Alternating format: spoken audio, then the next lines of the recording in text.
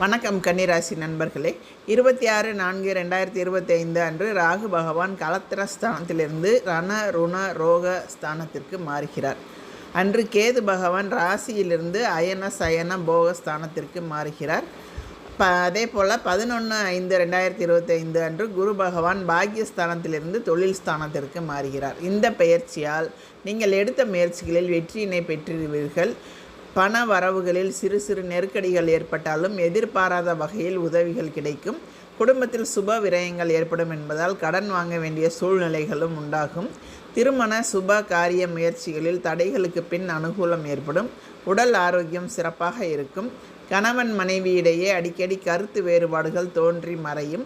தொழில் வியாபாரத்தில் ஓரளவுக்கு முன்னேற்றமான நிலை ஏற்படும். கூட்டாளிகளிடம் விட்டு கொடுப்பது நல்லது. உத்தியோகஸ்தர்களுக்கு எதிர்பார்க்கும் உயர்வுகள் கிடைக்கும் என்றாலும் வேலைப்பளு அதிகரிக்கும். தேவையற்ற பயணங்களை தவிர்ப்பது நல்லது.